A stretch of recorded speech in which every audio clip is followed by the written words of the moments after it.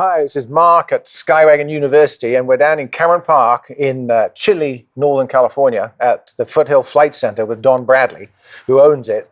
And today we're going to have a close look at Rotax engines, aircraft engines. And, you know, in the old days, Rotaxes for me were sort of weed whackers, loud, annoying, unreliable, experimental. But they've evolved into something that's become incredibly reliable. And I want to have a close look at one. And Don, handily, has got some that are fully assembled and running, and others that are in pieces that we can look at in detail. So Don, fill us in first a little bit on the flight school, and then we'll go and look at engines. Yeah, so the flight school, we've been here since 2017 or so, and trained lots of people in El Dorado County. We've used Rotax engines for a period of time almost exclusively. And are they as long-lived as everybody knows they have been? I mean, people say they last 2,000 hours. Do they really? Oh, they'll last way beyond 2,000 hours. Oh, do they? Yeah, the engine was originally introduced, I believe, late 80s, maybe 1989. Came out as the 9 series engine. And you're right, the original Rotax engines that people are familiar with are the small 2-stroke engines, right? That were on some of the smaller ultralights, things like that. So, for example, that's a 912. A 912 ULS. ULS. And how many horsepower is it? 100 horsepower at 5,800 RPMs and dual carbureted. 5,800? 5,800, yes. For takeoff? Yes, 5 minutes. You're limited to 5 minutes at 5,800 RPMs. What's the propeller doing when the engine's doing 5,800? It's not doing 5,800. No, thank There's God. like a reduction gearbox. And actually, we're going to pull a gearbox off, and I'm going to show you some of the components inside the gearbox to show you how it works. Okay. Yeah. So it's not a direct drive engine, it's run through a gearbox? Yeah, correct. Okay, well, let's go and look at the previously disassembled Rotax pieces. Okay, so being a flight school, we spent a lot of time talking about systems. And what we realized is that we really needed the actual system so that people could understand, right? Because this engine is different, right? It operates differently than, say, a Lycoming or a Continental, you know, very different than what's in the little Citabria. Let me just start by pointing out some of the things that are different, right? You'll see these water lines. The heads on this engine are water cooled, right? Okay, good, liquid cooled. So managing the head temperatures, we don't have the problems like I had on my Bonanza, right? Once the CHTs got up to 400, I really needed to start doing something. Okay. How long would that last if it suddenly lost its coolant? I believe Rotax says it'll last up to 20 minutes. At reduced power? Probably at cruise power. Oh, so you could find somewhere to land? Yeah, the engine's not going to quit right away. Okay. Now, afterwards, there's going to be issues, right? You'll probably warp the heads, okay, because the cylinder head temperatures are going to get high. And how many cc's is that? How many cubic inches is it? I believe the 912 ULS is just over 1,300 cc's. Okay. And like I said, it produces 100 horsepower at 5,800 RPMs. Okay, and like you said, the prop's not spinning at 5,800. We'll pull that gearbox off in a second. But it's liquid cooled heads, air cooled cylinders, oil pumps on the front of the engine. Okay, water pumps on the back side of the engine. And the cylinders are individually removable, like a Lycoming? Yes. Yeah, okay. Yeah, and in fact, I have a cylinder head. When the cylinder comes off, the head separates from the cylinder. Okay. So we'll look at that as well. Yeah. All right. So explain the gearbox and how that, I mean, you know, in a 421, you should never let the propeller drive the engine because it's geared. Can you do that in these? So we don't like to, what I call, lug the engine, but there's some components inside the gearbox that help take care of that. Okay, so if you're idling at a glide, and I'll show you those, there's a slipper clutch and there's a torsional shock absorber, right? Some unique components. So yeah, let's pop this gearbox off. Handily pre-loosened. Yeah, handily pre-loosened. Maybe. Here we go. All right, set that on the shelf.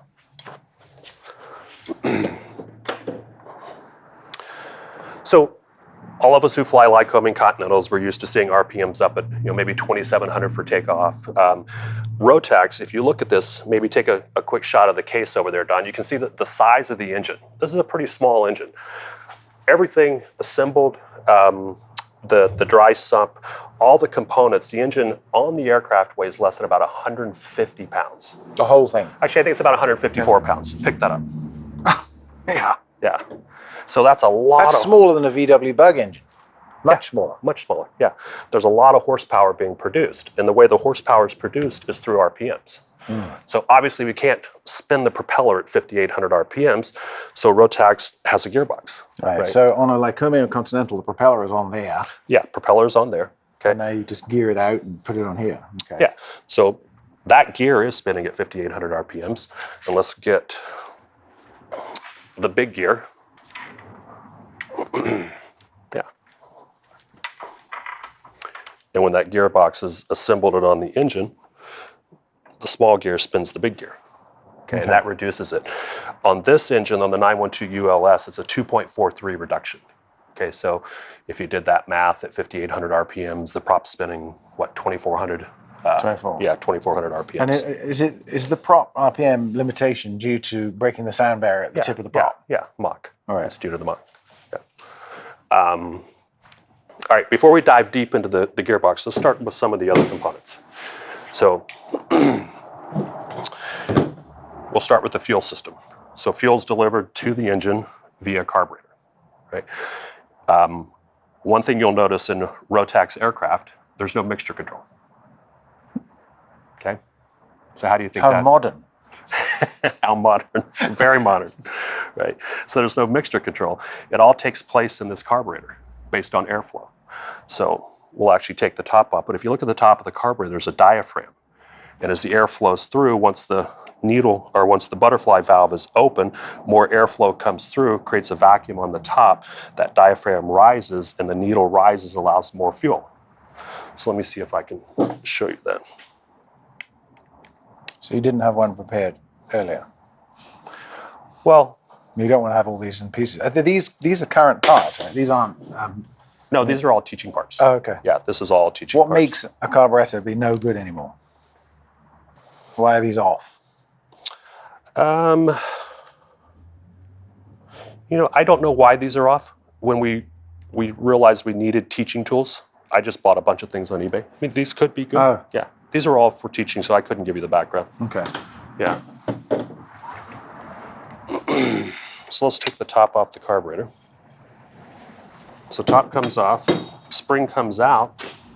You can see the rubber diaphragm. Right. So as that air flows over, it creates the vacuum, the diaphragm the needle slides up. So we're going to pull the needle out.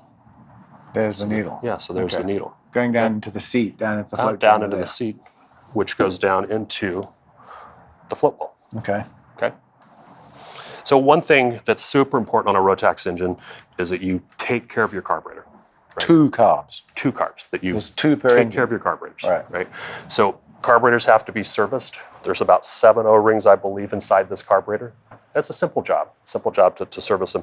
But you really want to replace those O-rings because that helps the air-fuel mixture to be accurate. Like you could almost think of this engine as two engines connected to one crank. Oh, okay. Yeah, because you have a carburetor on each side. Now we're going to talk about the ignition system. It's a dual electronic DCDI ignition system, and it does distribute spark across both. But I always like to think of the engine as like I've got to keep that carburetor synced with that carburetor, and that keeps the engine running nice and smooth. And does it affect it that mostly these have car fuel run through them, automotive fuel rather than avgas? Is there any difference in the carbs? Does it affect them at all? I wouldn't say it affects the carbs. We see some buildup in the gearbox. From lead in lead From lead, gas. yeah. Yeah, the engine really does prefer automotive gas. Yeah, but our issue in California is ethanol. Right. Ethanol then comes in and starts to destroy the rubber. But if you've got a little Rotax powered bush plane in a barn on your farm, you can put car fuel in it and fly all day. Absolutely. Yeah. But it will burn avgas as well. Right. So that's a little bit about the carburetor. And there's nothing complex about it. That's one of the beauties of the engine is you look at it and you're like, wow, that thing looks complicated with all the hoses and wires and cables and this, that. But it's really not. It's very simple, right, and very reliable. So let's go back to the gearbox. All right, so we've pulled the gearbox off. And here, Don, can you get a view into the gearbox? So this one, I believe, is set up to be disassembled. I don't know. I wasn't actually as prepared as what you thought. That all took place. It looks pretty prepared, I tell you. That all took It place looks like a about. spare engine is here on the counter. That all took place about 20 minutes ago. See how much I can take out of this gearbox. You can get a Where shot. are the dog ears? Yeah, these are the dog ears. Right, we'll talk a little bit about that in a second, why that's important in this engine. These are Bellevue springs, Bellevue washers, right? So those are important. And if you look inside here,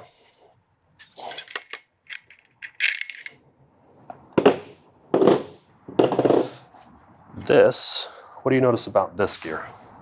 Or not a gear, sorry. What do you notice about that? It's off center. It's not a. It's oblique to the center. Oblique. Ooh, that's a big word. Concentric. Oblique. Concentric, yes. Multi-syllable words. What do you think that's for? It's like a cam. It is a cam. Is it? Yeah. So it's a cam Cam.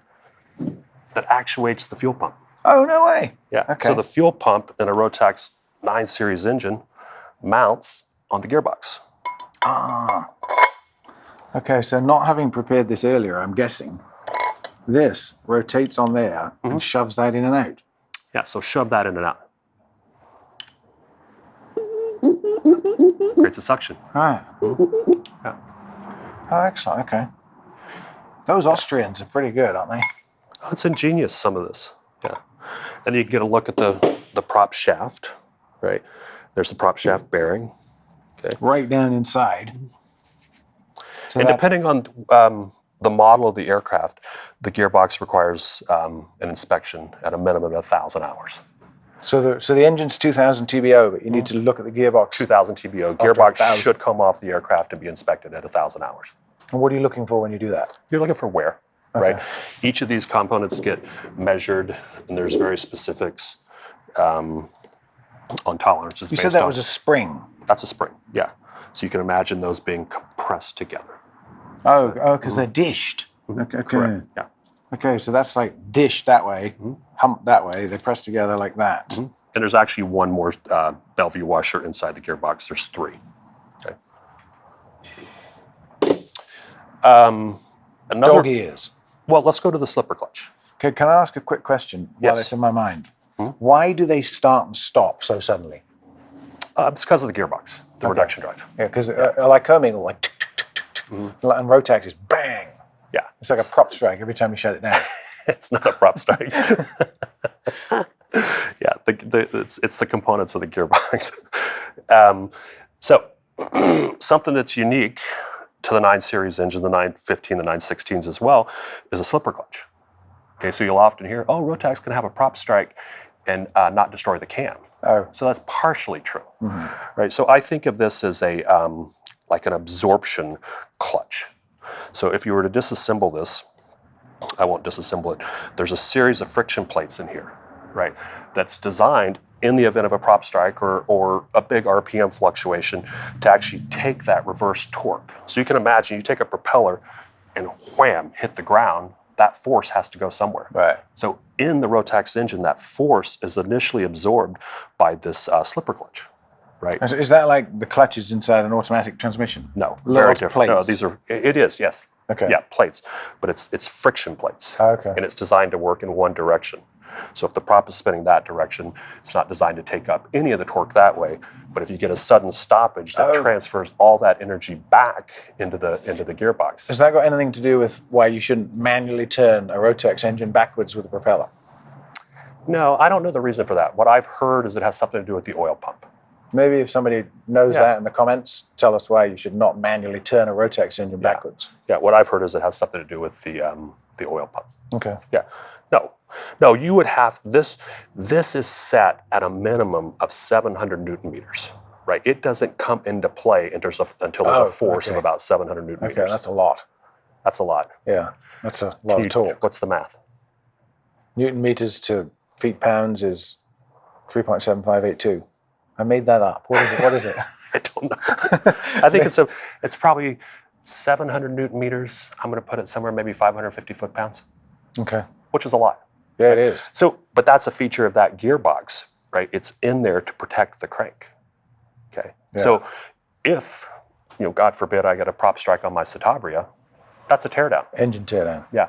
On a Rotax, if you get a prop strike, it's not automatically a teardown. Oh, okay. Yeah. There's a procedure that you follow. Okay. And you've got a crank over there. Yeah, that's a crank in 2 pieces. Yeah. Yeah. But that's the size of that's the crank, that's the camshaft. Right? Okay. So they pack a lot into a small space. Yeah, they do. Yeah. Another feature of the Rotax gearbox is this torsional shock absorber. So let me see if I can put this together. So when an engine's producing power, it's really not producing power smoothly. You agree? It's pulsing with the individual, it's pulsing with individual spark plugs, cylinders. right? Yeah. And the idea of this torsional shock absorber is to reduce some of those pulses. Okay. So in the Citabria, if I understand torsion correctly, it's the ability of the heavy propeller that absorbs that. Right? The propeller is the flywheel. Yeah, the propeller is the flywheel. Where props that we use, like that little prop back there, I don't know, I think that's 12 pounds. Oh, yeah. Okay. Right. So it would be. yeah. So Rotax has come up with a solution using these dog gears. Right. You can see there's a little bit of play. So that's supposed to move. Yes. Mm-hmm. And you'll actually hear chatter if you. Let's see the camera. Look at that. Yeah, and you'll hear chatter if you allow the engine to idle at too low of an RPM. Oh, that's what that is. Yeah, that's it's what getting that the is. pulses. Mm-hmm. Yeah. Now this is off of an 80-horse gearbox, so there's not as much play in here. But if you look at the slipper clutch, if I can get that to come out, and again, it depends on your engine, right? How much? Hand me that big gear. So this has more play than what you saw. Oh my God, huge. Yeah. So there's, turn it a bit. yeah, 30 degrees of play. As opposed to this, which is almost a perfect fit. Not quite a perfect fit, but getting close. Yeah. So if you have a slipper clutch, you're going to have about 30 degrees of play. So is that why the idle is 1200 RPM, not idle? People go, turn up your idle a bit when you're sitting on a Rotax. Idle is 2,000. Rotax recommends never idling below 2,000 RPM. Because of that? Yes. Okay, wow. Yeah, so what happens is, and this is for replacement, but if you look at that, it's going to be difficult for Don to see, but can you see all this galling? On the top, yeah. And then look at this. Right. Right, so that's probably out of a gearbox that idled too low. Oh, because it's moving too much. So this gets tested we're using it for flight training every 100 hours, but at least every annual, right? There's a specific test to test the force that it takes to move this, right? And we use a little fish scale to do that. Oh, okay. Yeah.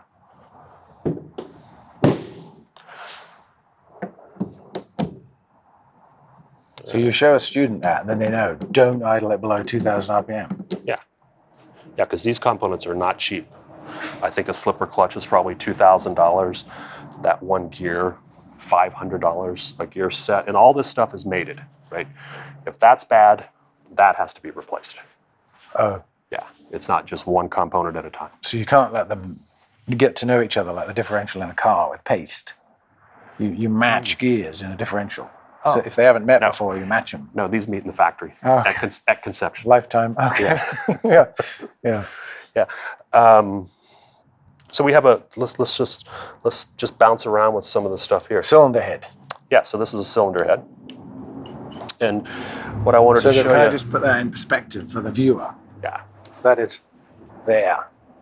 The cylinder barrel is not on it, and water is flowing through that, right? Yeah. So here's the water jacket here. Okay. Yeah. And we'll see cylinder head temperatures, normally about 220, 225. So similar to Lycoming's Continentals? Are your CHTs at 220, 225? Well, no, actually, they're probably 3. Yeah, they're higher than that. Oh, yeah. Mine, yeah, in fact, the Mooney is 350. Yeah, I'm thinking oil temp. No, that's cool. Yeah.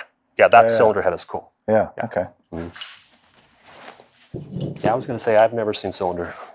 No, you're right. That is cool. Yeah. And tiny little valves. Yeah. Yeah. Okay. Yeah, I think it was like, advanced motorcycle technology. Yeah, I mean, that looks like it's off a motorbike. That's induction, right? That's intake. Yeah. Yeah. So another thing that's unique is, let's come over here. So I was telling you earlier that it's important to keep the carbs Oh, perfect. I've grabbed the right one. Oh, it's off it too. Yeah, exactly. So that's like this. I had a 50-50 chance. Yeah. And a carb, if we've got one handy. So put a carb back here. There'd be a carb there. We'll flip it up right. The correct way. I was testing you. Well done. So you'll have a carb here and you'll have a carb here, right? And I said it's important to keep the carbs balanced. And they are independent completely. Completely independent. Yeah. Okay. So we balance the carbs mechanically so that the butterflies are open at the same time. We balance the carbs pneumatically, right? We go to certain RPMs and we'll adjust the throttle arm. With a special tool. Yeah, a little gauge. Yeah, air gauge. But then there's also a crossover tube. Oh. That will keep the manifold pressure. Intake balance tube. Yeah, an intake so in a balance tube. Continental, that's a big bar across the front here. Oh, I didn't realize. Yeah. Is that all Continentals? It's a balance tube, yeah. Oh, okay. Yeah. I had one blow off once, inflate. Ooh, how was that? Well, the air then decided to go through the intake without going through the carburetor. So the plane had to be landed immediately. So yeah, that's how that works. And we have an intake that goes across to keep things balanced. So there's a lot of, I'll call it technology that goes into the engine to make the engine very smooth. Okay. You've got the torsional shock absorber, you've got the slipper clutch, you've got the balance tube. Okay. Because it's running at a pretty high RPM. Yeah, it is. Routinely. Let's put that back. Okay. What's that? Just a cover? Yeah, so I wanted to, that's a cover off the back of the engine. So we'll have a look at the electrical system, right, in a second. Okay. Let's see, what else can I'm giving you a lot of information. I know. You should be quizzing me. What are you interested in? What are those? Those are black boxes. Under the seat of each pilot. No, these are electronic ignition, aren't they? Yeah, these are the electronic ignition modules.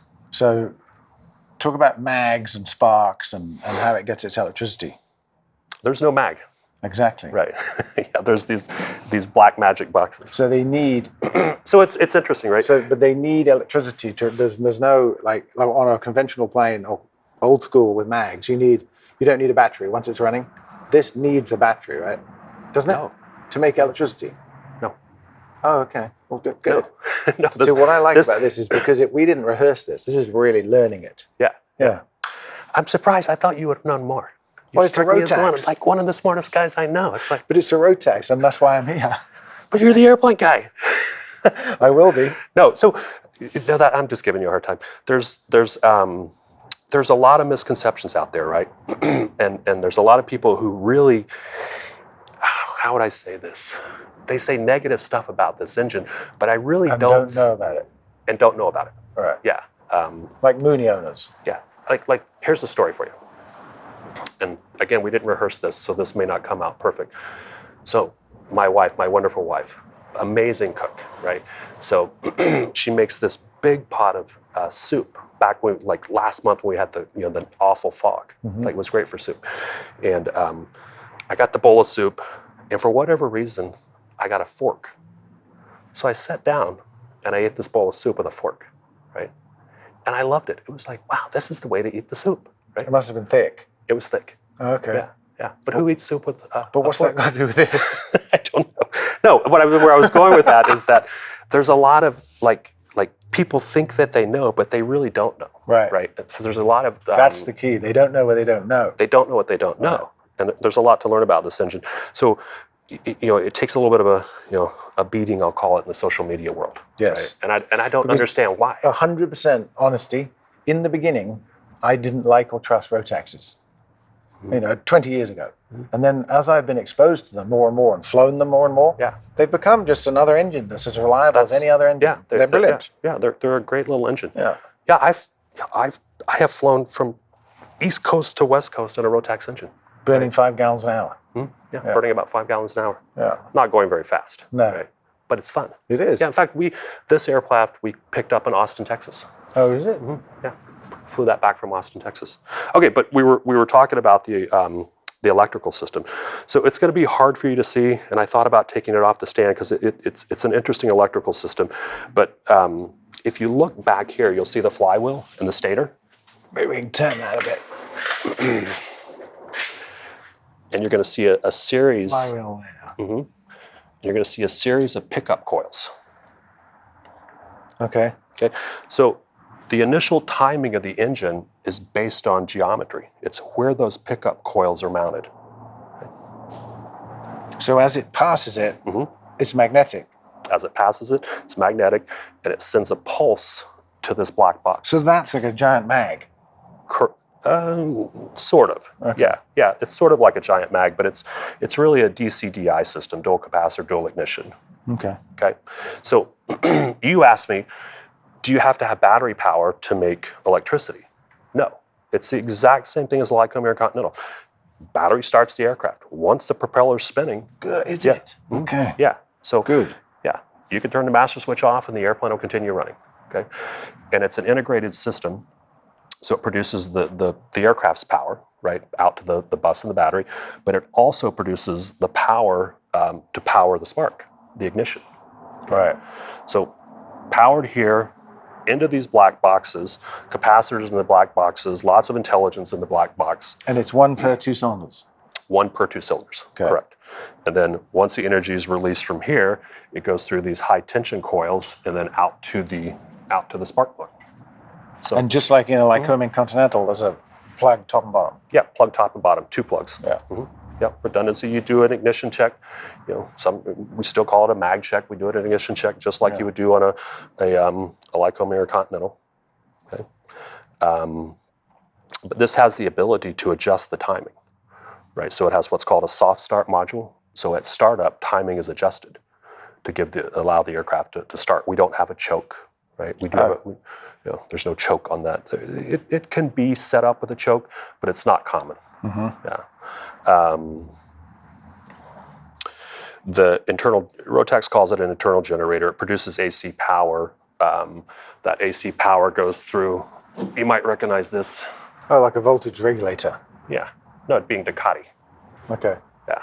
So it's a Ducati voltage regulator. Right? Italian motorcycle maker. Yeah. Okay. So that regulates and rectifies the power back to the airplane. Yeah. But it's AC power that goes out and fires the spark plugs. But it's a completely dual electrical system, just like we're used to. Yeah, completely dual electrical system. Yeah. So you could have an electrical failure that does not impact ignition. Okay, completely separate. And it's very modulated. So if you're troubleshooting, you can troubleshoot these pickup coils. You can troubleshoot these modules, right?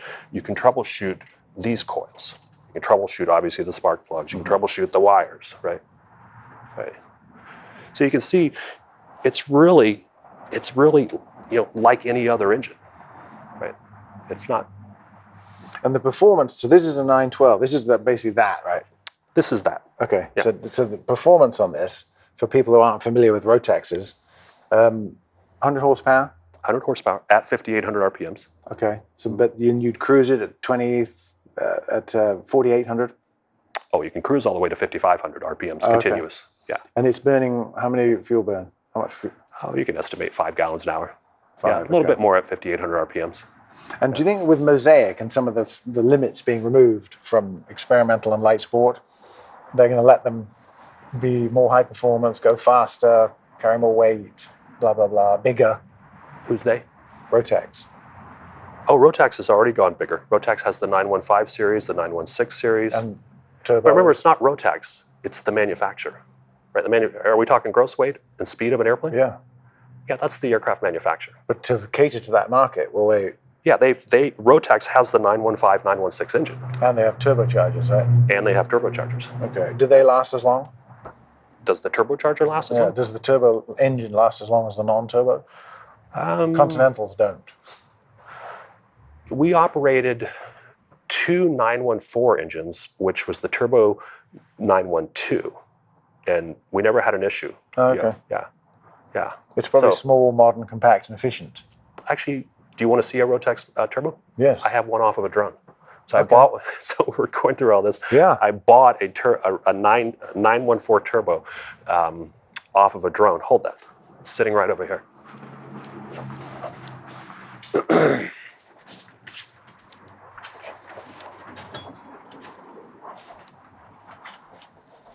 Oh, it's bigger than I thought it would be. Is it? Yeah. Yeah. That's about the size of a 182 Turbo RG's turbo. So this came off of a military drone. Yeah, but this is the turbo off of a 914 engine, which was what was on the drone. Yeah. Yeah. Yeah, you can see the little fins. Yeah, you can see the drive in there. Yeah. Blown around by the airflow in here. And then transferring the blow into the, well, the exhaust drives this, and this then is turning and blows air into the engine. Exactly. What happened to the rest of that drone? I don't know. Nice. Up in the backyard in Placerville. There's a Rotax taking off now. Yeah.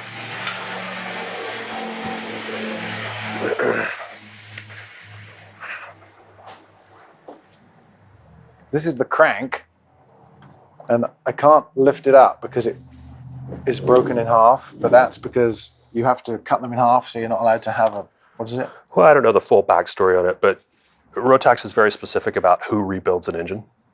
Yeah. So they have Rotax service centers. Like I'm not going to rebuild a Rotax engine. So you're just basically condemning it to death by cutting it in half. And that means And it was probably condemned already. Okay. Yeah. But look at the size of these little connecting rods. Yeah. And that cam. Yep. Tiny. And then right next to it, the full-sized piston and connecting rod out of a 520 Continental. You know that for sure? It's pretty close. But you can imagine, look at the connecting rod there. I would turn that sideways. Look at that connecting rod compared to that connecting rod. And how much horsepower is the 520 making? 250? 285, 310. Okay. Yeah. Yeah. Yeah. That's a lot of mass moving. Yeah. Quite a lot of weight, right? Yeah. Oh, yeah. They're Right. heavy. Yeah, they weigh 600 pounds, dressed and loaded and ready to go on the plane. Yeah, and I think what I said, this whole thing, this whole setup, dry sump, everything's 155, something in that range. So tell us about, if somebody thinks, ooh, I want to buy a plane with a Rotax in, who would maintain it? Anywhere in the world or in the country? I mean, most shops now are kind of Rotax savvy, aren't they? It's hard to say. I think more shops are getting Rotax savvy as more Rotax engines come out. But it's not. It's a very popular engine. Yeah. Yeah. Yeah. Yeah. Yeah. It's in a lot of experimentals, light sports, home builds. Yeah. Yeah. But Oh, I do excellent. think. No, that's great, Don. Thanks. I mean, it's a very rare opportunity to have somebody have all these pieces disassembled all in one place and a plane with an example engine in it, and to be able to go through the details of it. Because personally, I was not very familiar with them other than just flying a few every now and then. Yeah. So thanks very much for giving us the tour. Oh, and I have some gifts for you guys. Oh, do you? I was really disappointed with that coffee cup you served me coffee in last week. At the podcast. At the podcast. Hold Oh, on. good. Thanks. Yeah. So next time I'm up, you and Don Oh, here, will look. have Foothill Flight Center Make coffee sure I hold mugs. it correctly. Don, Yeah. thanks very much. Without promoting anything, thanks very much for the beautiful cup. Yes. One for Don, the cameraman, right there. And one for Don, the cameraman. Don, thanks. Yeah. And our next video that we're going to do is going to be you teaching me how to fly the Citabria upside down. Down. Correct. Okay, but for this one, Skywagon University, thanks very much for watching. We're looking at an overview of the internals of a Rotax engine. And if you like it, please subscribe and click on the link and comment. If you've got comments, if we made any mistakes or anything that we missed out, please feel free to add to that. And then we have two other channels. One is Plane Crazy Life, which is a sort of adventure lifestyle channel. And we also have the Skywagon podcast series, which is where we get interesting people in to talk about aviation and stories. And Don has recently been on one of those. So Super fun. thanks again.